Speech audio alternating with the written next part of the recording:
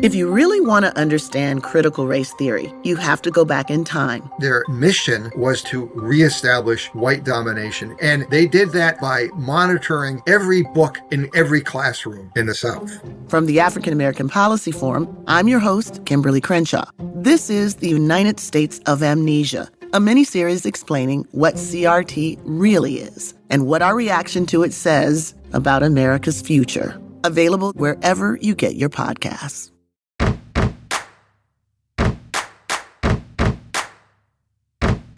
Welcome back to Immigrantly. This is Sadia Khan.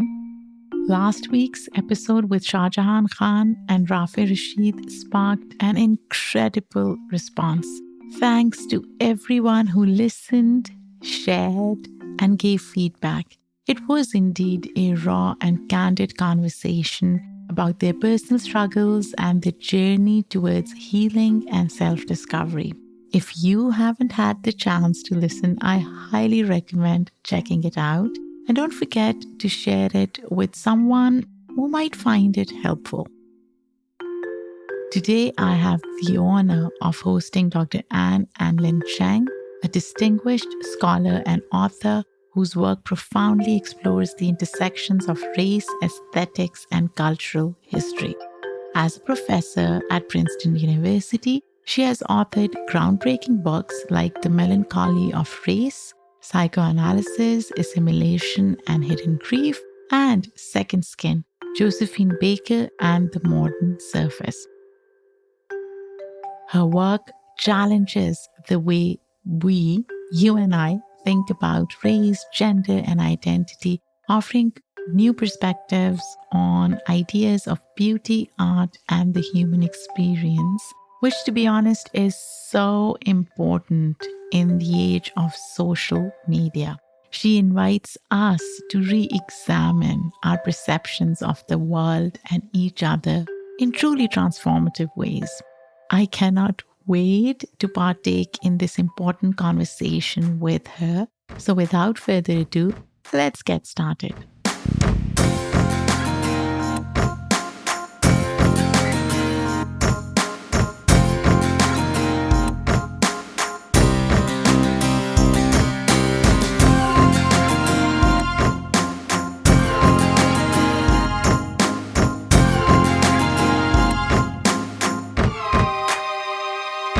Welcome to Immigrantly, Anne. How are you doing? Fine, thank you. I'm delighted to be here. Thank you for having me. So you are based in Princeton University. Yes. And I've been meaning to go to Princeton because I know somebody who lives there and I haven't done that. I've lived in New York for 14 years and have not been to Princeton. Well, that's not surprising. I think there's a way in which New York itself is such a whole universe that one tends not to go out. I completely invite you to come visit because it's actually a very beautiful town. It's very green, lots of trees, flowers. It's a very bucolic, slightly unreal, but quaint town.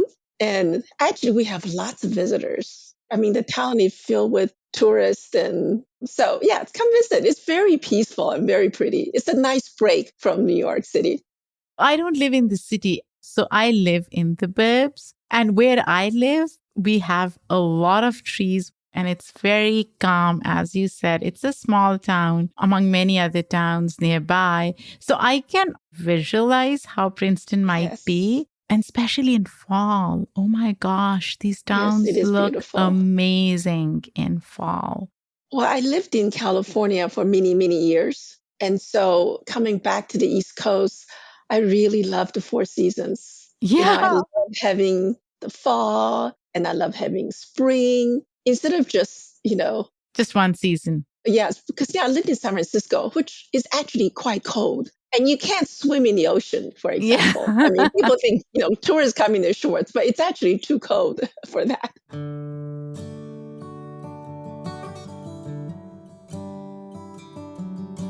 And so let's go back to your childhood. How old were you when you moved to the US?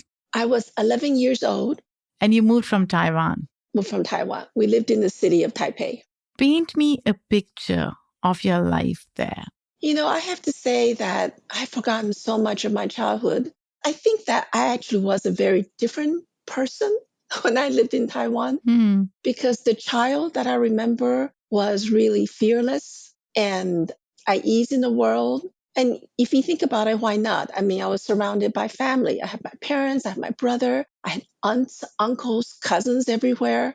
I was in this really full social network. And then we moved to the United States. And I think two things happened. One is the immigration, and the other is puberty. And, so I went from a very unself-conscious child, coddled by a lot of this family, to a place where we had no family around. And I didn't speak the language. And, it was just a brand new world. I mean, my family knew a year before we immigrated that we were moving. And my mother and my father, were saying, you should learn at least the English alphabet. And I didn't do it because I didn't believe we would actually leave. Why? I guess I was so young that I just didn't think we would, or maybe I thought it was like a trip. The idea of leaving permanently didn't seem like a possibility to me. And when my parents would say, you better learn your alphabet, I would tell them that this is my favorite Chinese saying, which is, I shed no tears until I see the coffin. My memory of Taiwan was that this very full, busy life. We lived in Taipei, which is a big metropolitan city. And we moved to first Augusta, Georgia, and then Savannah, Georgia. And I just thought, I saw, when we drove on the freeway, we see all this empty land. I just never seen so much space. It was quite astounding.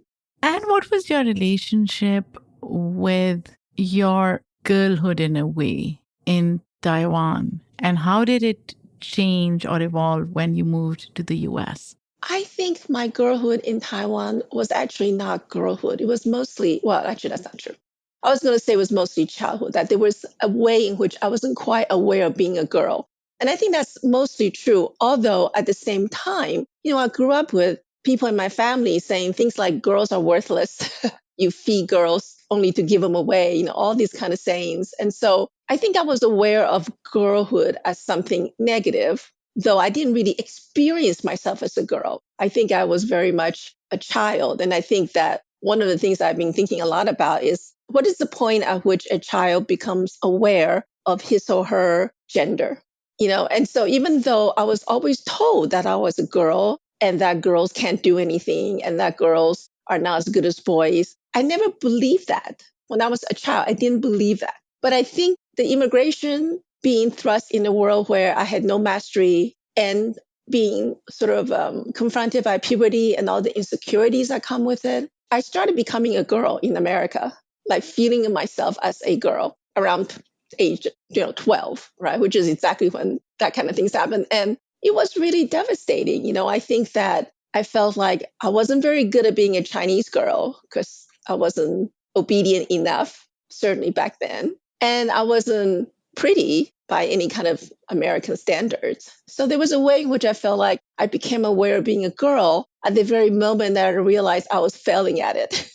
I was reading one of your articles, I believe, in which you said girls were not valued, right? Mm-hmm. But girliness was. Right.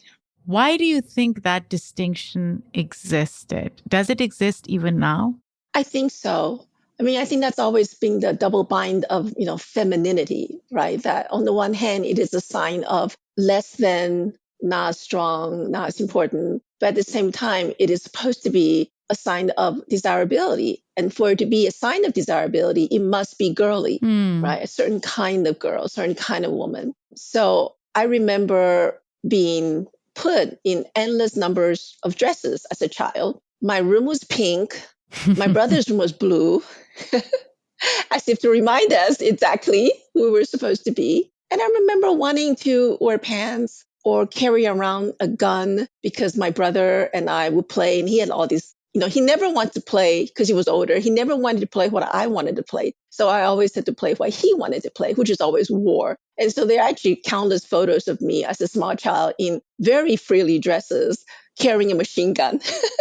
And then I would always be yelled at by my mother, or my grandmother in particular, who was very traditional. It's unsightly. Why is she playing with, why does she have a sword? Why does she have a gun? And so I think that, on the one hand, I was constantly being reminded of what's a girl, what a girl should be, girliness. But at the same time, feeling like I'm being asked to be something that actually means I'm less important. It's such a paradox.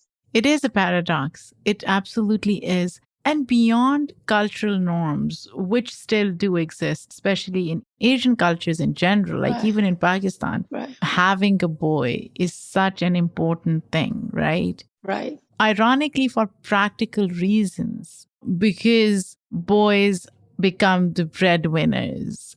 There are laws, systems, and structures in many patriarchal societies, also in South Asian and Asian societies in general, that facilitate men, Right. whether it's inheritance laws, whether it's cultural norms, whether it's traditions. And hence, many parents want to have boys more than they want girls. Did you see that shift in the US though?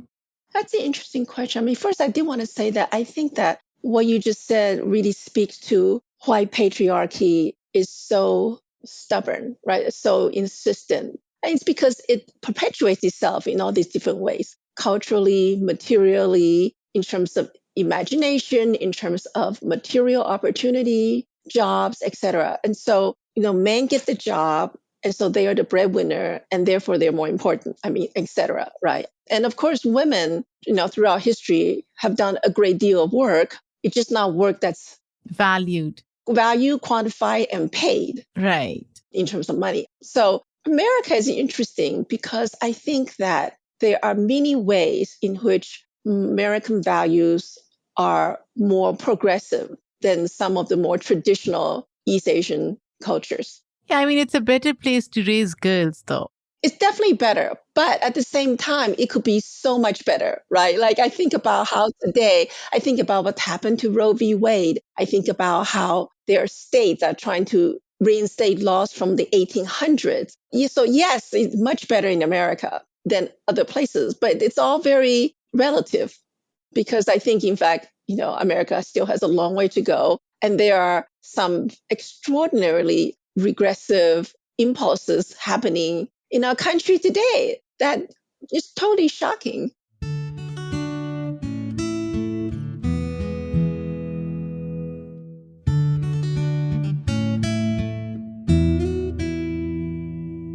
And I want to circle back to what we were talking previously about when you came to the US, you felt like you were failing. Yes. How did you overcome that feeling?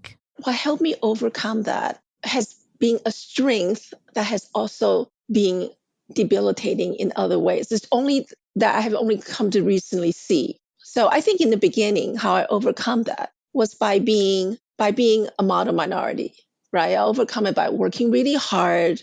I excelled in my language lessons. I mean, let's face it, I'm an English professor.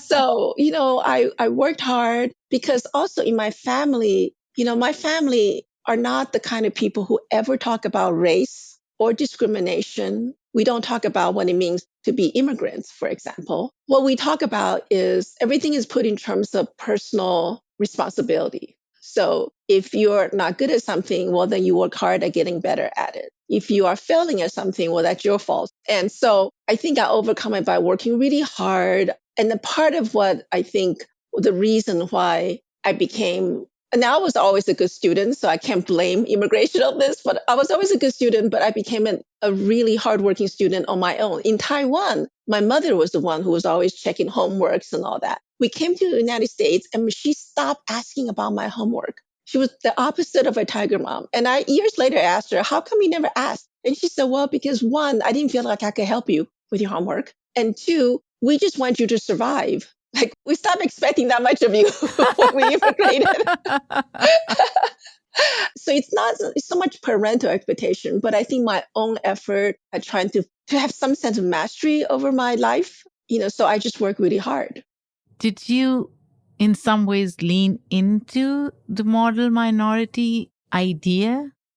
Yeah, I absolutely did. As a child, I had no idea what that term meant or that I was doing that. But, I worked hard at school. I worked hard at being liked. It was very important that everyone at school thinks I'm very nice. I was always cheerful. I never showed resentment or anger. I don't even know if I thought I felt them because I was constantly being the good person, the nice person, the diligent person. But that must be so Exhausting. right? Well, now I think so. Right. And I wrote about this in my scholarship years ago, but I think assimilation takes a tremendous amount of labor. And the better you are at it, the more labor it takes. And the more labor it takes, the more invisible is the goal, right? You're not supposed to show that you're laboring. You're just supposed to look like you were at ease. So I always think the more assimilated a person is, the more invisible labor that they are undertaking. And this is a good segue into model minority idea.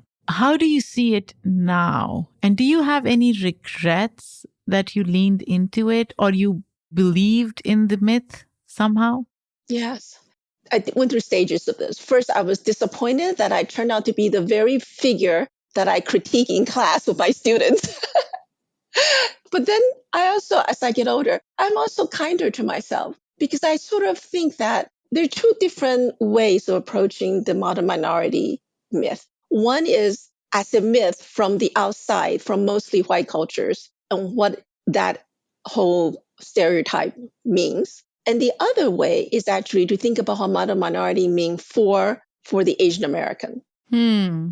I think on the first side, in terms of a kind of cultural expectation and stereotype, it's really important to point out that it is a myth, as you said. There are all these things about it that's not true. Not all Asian Americans are, lawyers and doctors and so forth. That Asian American community has one of the highest disparities in income wealth, for example. And it is also a term that was coined in the 1960s, almost deliberately as a sort of dig at so-called welfare queen. So it was used as a kind of leverage to drive a wedge between African American, Asian American communities, to use it to shame African Americans. So it is a myth. It's very important to point out it is a myth, and that has all these harmful expectations around it. Having said that, though, I think it's also important to think about the ways in which that even though it might be a myth, it is such a dominant fiction for Asian Americans. And I don't say that with critique. I say it with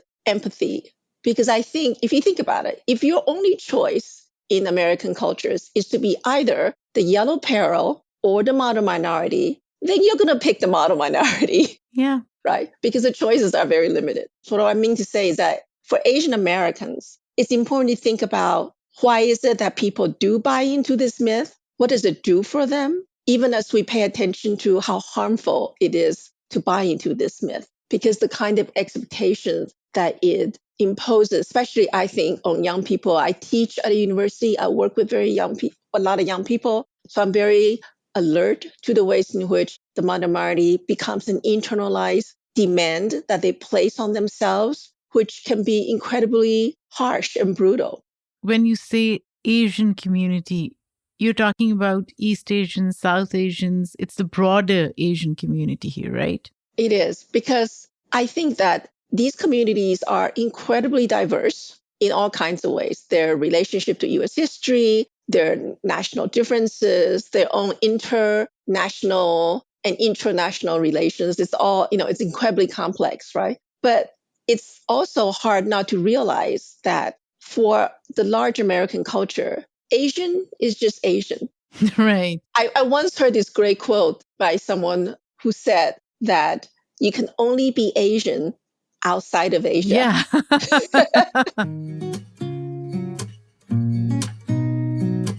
I want to play devil's advocate for a minute. While harmful in many ways, do you think this model minority myth idea, whatever you call it, makes Asians, again, mostly East Asians, South Asians as well, appear less threatening to American society, and hence they can assimilate or integrate easily without being targeted?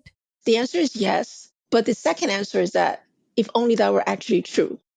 I think that yes, it was a rhetoric designed to tame Asian Americans, to make them more acceptable, to make it more useful. And for the Asian Americans and for people of Asian descent in America, it is a useful, it is not unlike the American dream, right? It is a aspiration that assimilates you to the larger culture, that makes you part of the really the rat race, but it's thought of as really as part of the opportunity, right? It's being given. But I do think that one of the more harmful side effect of that is that while it seems like, the working myth is that if you're a model minority, then you'll be accepted. But that's actually not true. There is a very famous psychology test done by the psychologist Susan Fiske, where she asked majority of people, white people mostly, what they thought about Asians on two particular scales,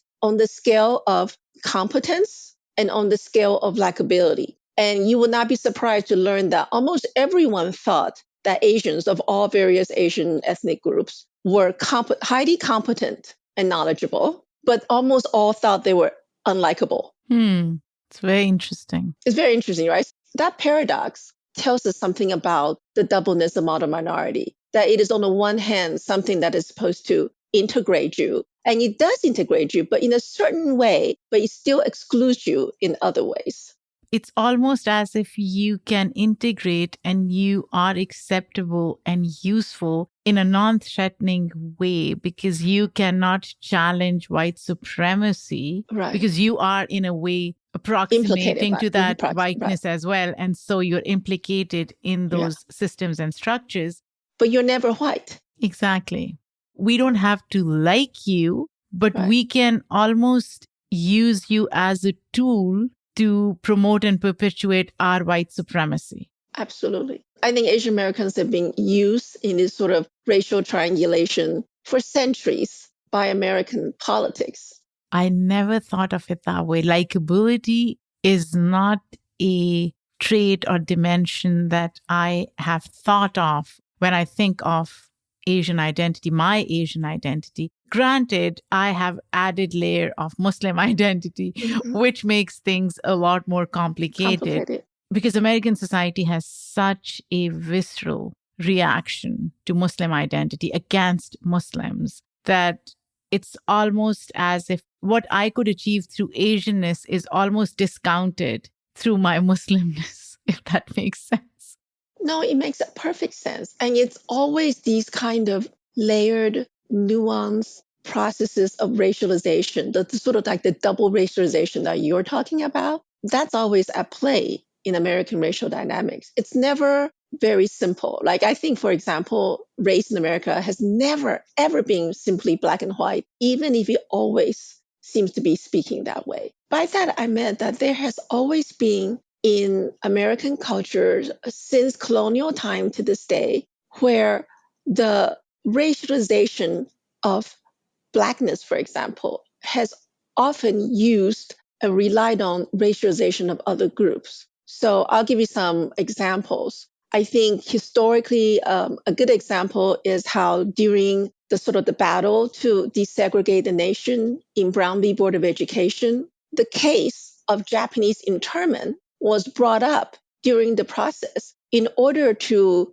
justify the segregation of African Americans by saying, we've done this before, we do it for security, we do it for national security. So there's always the ghost of another race operating in this black and white dyad. And then more recently or more contemporary to our time, we could think about the whole debate over affirmative action, for example, and how Asian Americans have been literally used in order to serve as a kind of face for white separatist ideals.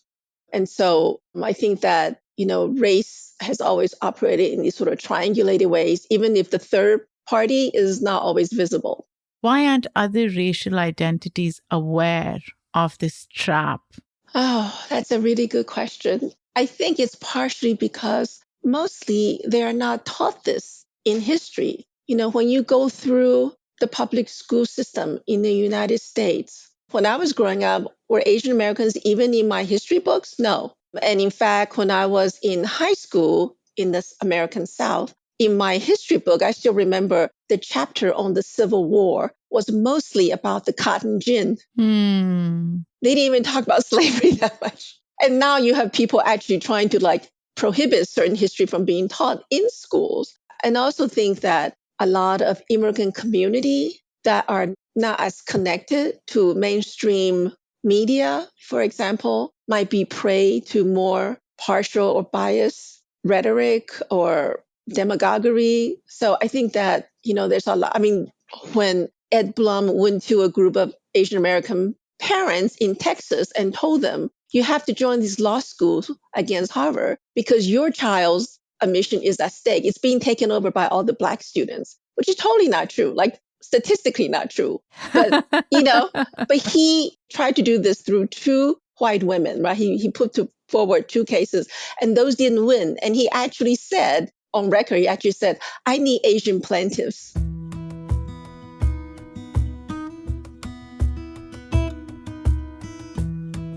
And I want to bring another dimension to this idea of beauty and identity. And you've talked about that. Yes. How do you see Western ideas of beauty play into how different racial identities see themselves within the broader American society?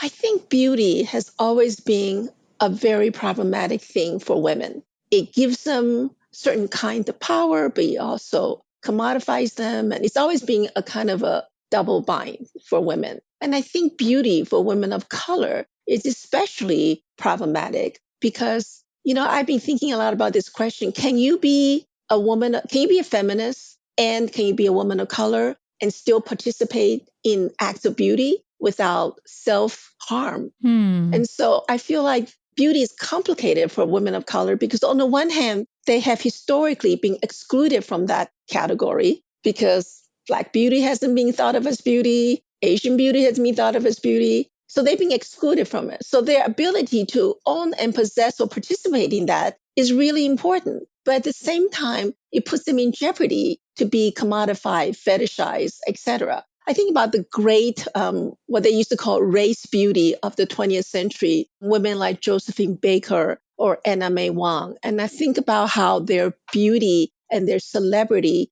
offered them a way out, but they were also traps because both of them were forced very often to play either primitivist roles or orientalist roles. So, I mean, they're exceptional women, but they're good examples of how beauty can offer a way out, but also a way out by being a trap. So beauty is kind of an ugly business, I think, for women of color.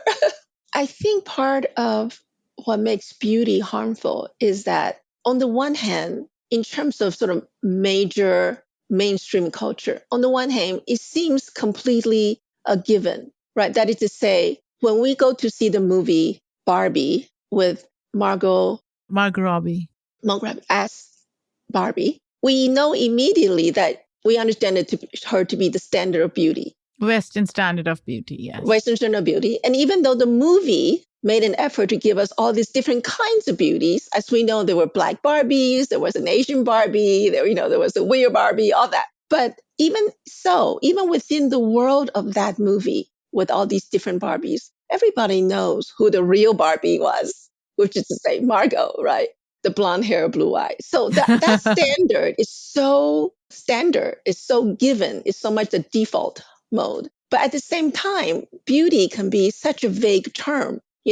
What's scary about beauty for me is when people say things like, what are you complaining about as an Asian woman? You're seen as beautiful and exotic. Well, the exotic. That term itself is so problematic. Right, exactly. Because part of that is not only objectification, but also a kind of denigration because you are being seen as a thing. I think we say the word objectification all the time now, and we understand, it's a bad thing. But if you really think about what that means is that you are being seen as an object. And what it means to be seen as an object is that you no longer have self-determination, will, agency. You have no right to consent. You have no right to self-possession. It's actually a really profoundly dehumanizing. I say that because I think like we get used to saying objectification and we all know it's bad, but we don't really acknowledge how deeply harmful it is. And you mentioned the movie Barbie. On a scale of 1 to 10 of authentic inclusivity, how would you rate this movie? Oh, I would say 4 or 3. for trying. And I also think it's not a small thing because, the director had to deal with Mattel, the corporation. And so I'm sure there's a lot of compromises that were made. Whatever more politically radical vision the director might have had, might have been, softened, shaved down, whatever. So, but I think that part of the problem with that movie is that it reminds me that feminism and or multiculturalism are values that only really gets put out in the world when they can be profitable. If they happen to serve this is my cynical view of culture, right? Like, or I popular like culture. cynical. Right? Like if it serves a view, if it serves profit, then yes. So we just give people just enough feminism or just enough multiculturalism to feel good about themselves, but we don't really actually end up acknowledging it or foregrounding it or celebrating it.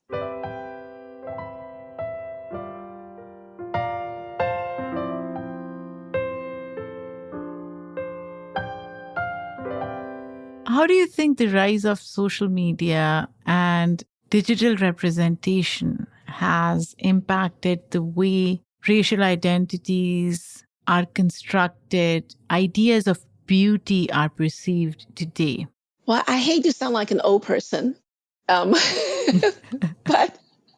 I think social media has been extremely harmful, right? Because I think when we're talking about questions of identity around beauty, around race, they're really complicated questions. Like just now when we're talking about modern minority, it's not just that it's bad, right? It's all the complication that idea brings with it. The affirmations that it gives people, even as it, disclaims them, even if it disqualifies them. I think part of the problem with social media is that there's no room for complication. It's a slogan, it's an image, it's a momentary 2-minute TikTok video. There's really not that much room for thinking. But don't you think it allows people to see and familiarize themselves with varied ideas of beauty, of what can be beautiful, which did not exist before, right? That's true. I like the idea of that. I like that proposition. I don't know if it's true, partially because I don't really understand the statistics around who's looking at what. To what extent does social media play to preach, like singing to the choir, right? Are the people looking at the variety and differences, people who are open to do that or not? I mean, I think that's part of the problem around social media is that there's actually very little study around its usage, its influence, its scope. I just don't think people have studied it that much. Are there any recent trends or movements that you've seen that you find particularly significant in making a shift in how we see beauty intertwined with different racial identities and celebrating the diversity of what is beautiful? Again, I think that companies like Dove or Forever 21 wouldn't be advertising different visions of beauty, promoting different visions of beauty and different kinds of bodies if it weren't profitable. So I want to sort of say that first. But having said so, it is also true. I do think that just in terms of even major advertising, there has been a change, a shift in what you see as model bodies. And I wish it was done in a more sustained, inclusive way rather than, I'm thinking, for example, let's think of a very sort of mainstream thing. Let's think about Victoria's Secret, for example. They're actually now putting up images, at least in their stores, of women of different body sizes. But all their clothes are made for very small people continually to be the case. Yeah. And so I think that there's a way in which I wish diversity would not come in as a kind of appendage. An afterthought. Yeah, an afterthought, rather than really a sort of sustained acknowledgement of human difference.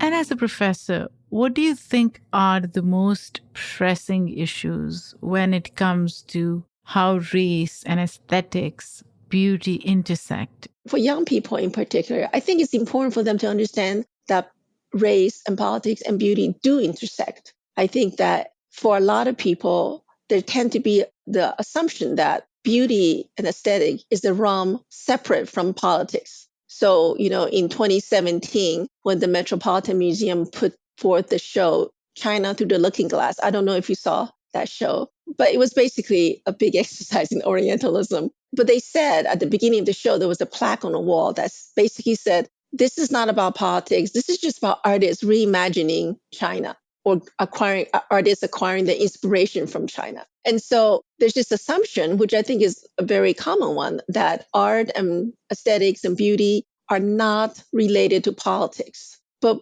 part of what my work insists on, and one of the first things that I try to get my students to explore, is precisely the ways in which politics is entangled with aesthetics, how politics can speak through aesthetics, and how possibly aesthetics can change politics. Give me an example. Well, I think about the ways in which art, whether it's literature or painting or film, can radically reimagine ideas of identity, for example, and how that kind of reimagining, people might say, oh, that's just in the arts. Who cares? That has nothing to do with the real world. But I think the ability to imagine otherwise, which is a phrase by a colleague of mine, the ability to imagine otherwise is so important to political imagination, because if you cannot imagine things otherwise, things will never change. So I think that politics can influence and speak through the arts, but the arts can also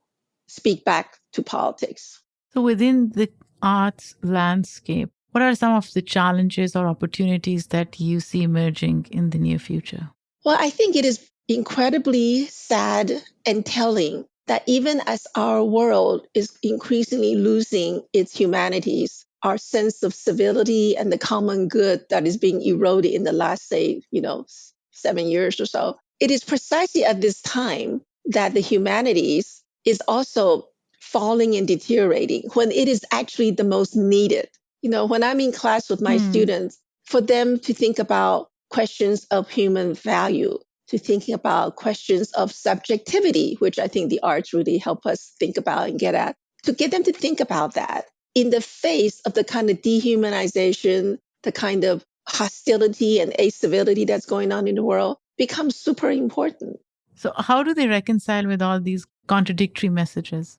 Well, that's the other thing that I think is very important to learn as a young person, is that life is full of contradictions and it's full of paradoxes. And just because something is contradictory doesn't mean it's not true, nor does it mean that you need to resolve it. I think, for example, it's very important to understand identity as itself a contradiction, a paradox. It is the thing that gives you self-affirmation, but it is also the thing that will rarefy you, that would turn you into, that would narrow you, that would reduce you. It is both. It's enabling and it's disabling. It is affirming and it is denigrating. It is both. And it's so important, I think, for students or people in general, but young people, to recognize that paradox, right? Instead of thinking, oh, identity is a great thing or identity is horrible. It is both. And it's so important to be able to maintain that binary, to hold opposing ideas at the same time. Because in fact, so much of our social cultural experience is centered around these kind of minds, these kind of, doubleness.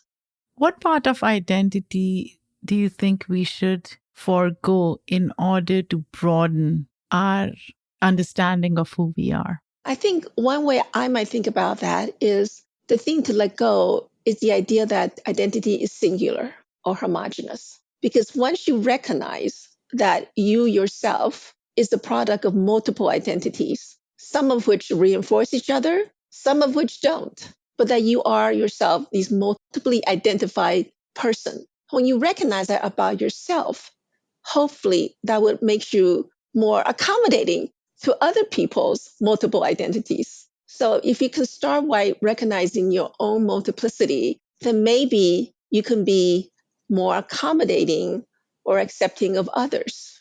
Have you faced those challenges in your personal life? Absolutely. I feel like I live those challenges every single day.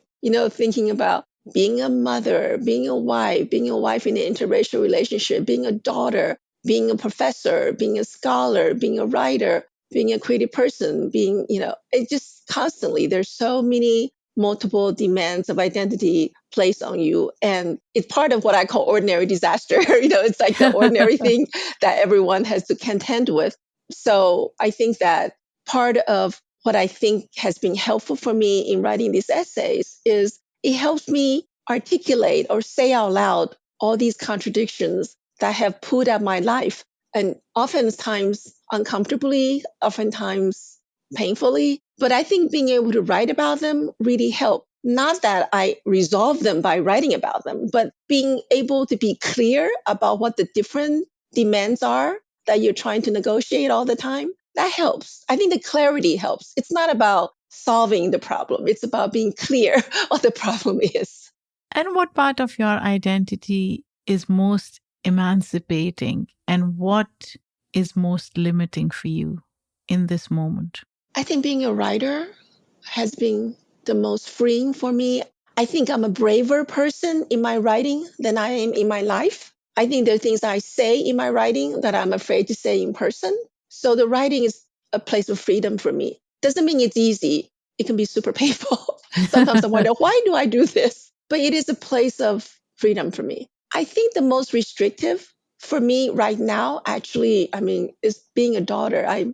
My mother is 88, is going through dementia, has recently fallen and become physically disabled. And it has really put so much pressure on how much can I give of myself to her care. The care is multiple and immediate. It's like having a child again, right? This person just needs you. But at the same time, I have my own life. I have a job. So it's about negotiating all that. So I feel like right now, being a daughter is the most difficult and challenging identity that I'm trying to grapple with. I just don't have enough time.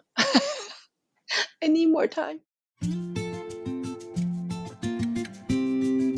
And in the end, if you were to define the United States of America in a word or a sentence, how would you do that? I like to think about America as an aspiration because democracy, if you think about it, is such a precious gift, but it's also so hard. And it's messy. It's messy. Well, it means that you have to identify with people who may not be like you. It means you have to work with people who might completely disagree with you, whose interest is different than your own. It is a tremendous ethical aspiration. But remembering as aspiration, I think, is super critical because I think in the last several years, there has been so much cynicism and hatred and hostility and also greed going on that people have forgotten that the thing that we hold most value is something we must aspire to and continue to aspire to. When I was younger, like a teenager, I used to think that it didn't matter very much who the president was because it's the whole government running the show, right? Not one person. And it's still certain true. But now I realize how important it is that the president be someone who represents, even if they cannot embody 100% all the time, but they can at least represent an ethical ideal. So that's why I think it's aspirational. It's something that has to happen. We have to keep striving for. It's something that we have to keep working at. It's not a given, and it's in jeopardy all the time. Thank you so much, Anne. This was such a fun conversation. It is. Important conversation. Do you have a website? Is there a place they can go and buy your books? I would love people to read my latest book, which is my first book of personal essays. I'm an author of 3 other books of scholarship, but this is the first time I've written in a personal way. And it was both scary, but also really liberating. It's called Ordinary Disasters. The subtitle is How I Stopped Being a Modern Minority. And it's coming out of Pantheon in 2 weeks. And I think you can order it on Amazon, but you can also get it from Pantheon or other places, bookstores. Wonderful, Anne. Thank you so much, Anne. I appreciate this. Thank you. So nice meeting you.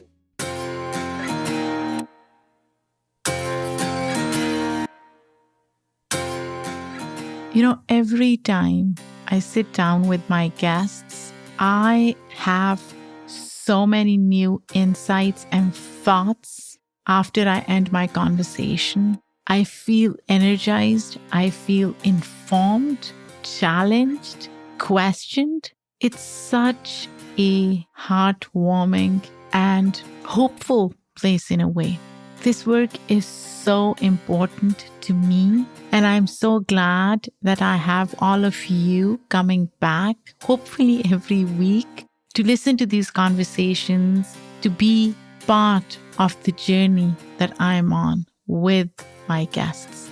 If you don't know, or if you haven't subscribed to our channel on Apple Podcasts, please do. This is how we grow. You can subscribe to ad-free content for as low as $3.99 a month. Support us in other ways. You can follow us on social media. You can share our content. You can give us a good review.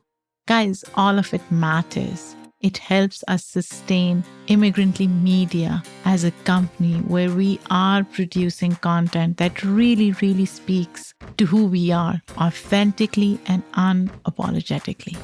This episode was produced by me, written by me. The editorial review is done by Shay Yu. Our editor and sound designer is Hazik Ahmed Farid.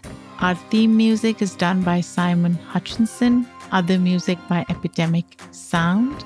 Come back next week when I have another insightful conversation for all of you. Take care.